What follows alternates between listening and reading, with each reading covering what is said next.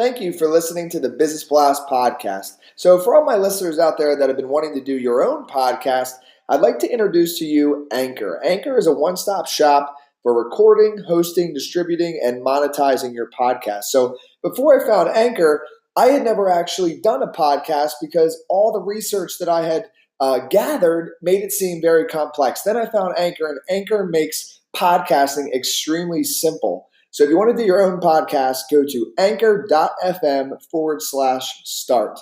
I can't wait to hear your podcast. Welcome to the Business Blast podcast. I'm your host, Tyler Wagner. This episode is brought to you by Authors Unite. Authors Unite provides you with all the resources you need to become a successful author. You can learn more about Authors Unite and join the free community at authorsunite.com. Now, let's jump into the episode.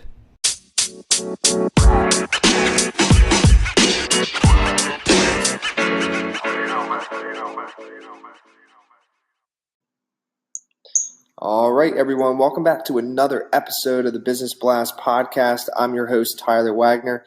Today, I have Bill Slawski with us. He is the author at SEO By The Sea and the director of SEO research at Go Fish Digital, where he often blogs about search engines and search engine patents and white papers and SEO. So welcome to the show, Bill. Thank you, Tyler. Of course, man. Thank you for joining us. Really appreciate it. We'll dive into the first one. The first question I have for you is, what is the best story from your life that has an underlying valuable message? Okay. So my father was my mentor. He was a businessman. He helped start at least one business in the plastics industry. Nothing to do with internet marketing.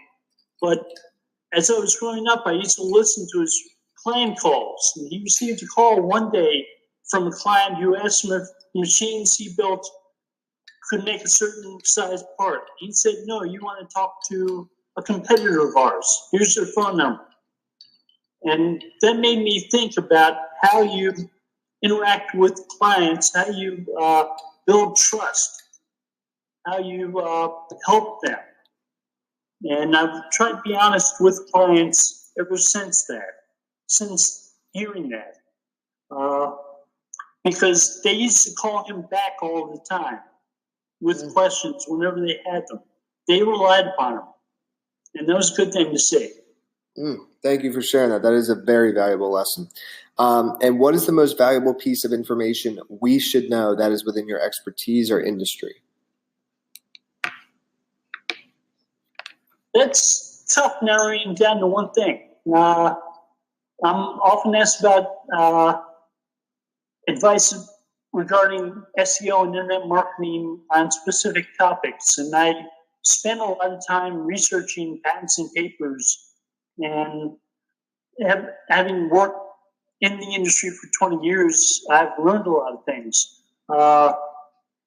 So I'm not sure I can narrow it down to one. But when I get a question from somebody like, what is that patent that deals with relevance? And I'll tell people that doesn't help me much. You have to give me more information regarding what you want to learn. Let me be responsive. And what's your best piece of overall business advice? So not necessarily industry specific.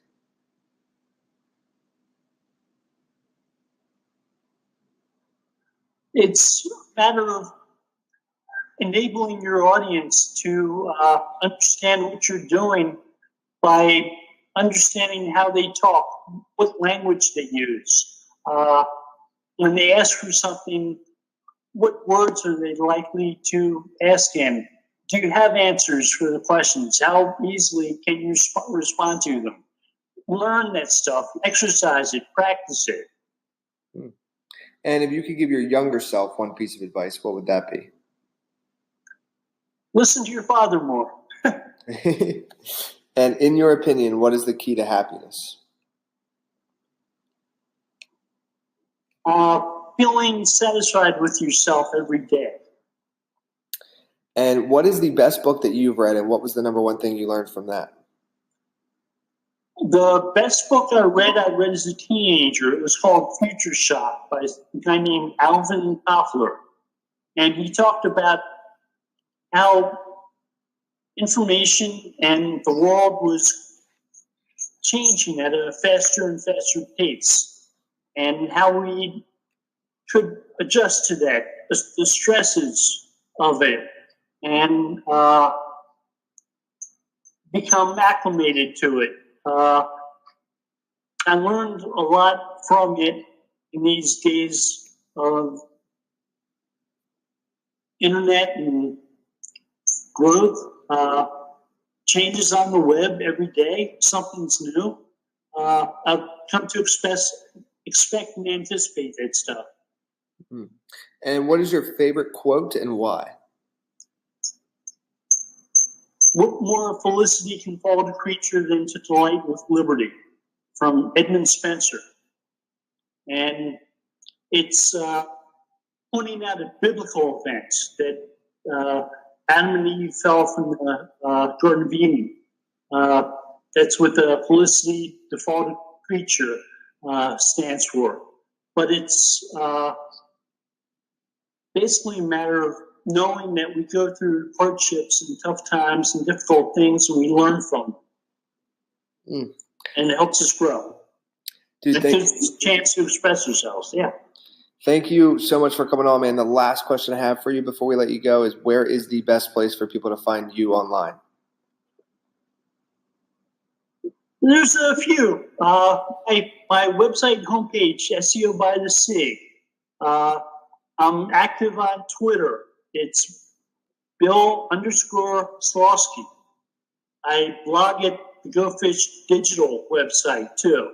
And I answer questions at Go Fish and at SEO By The Sea comments on those sites. Perfect, man. Dude, thank you so much for coming on again. We really appreciate it. Oh, no problem.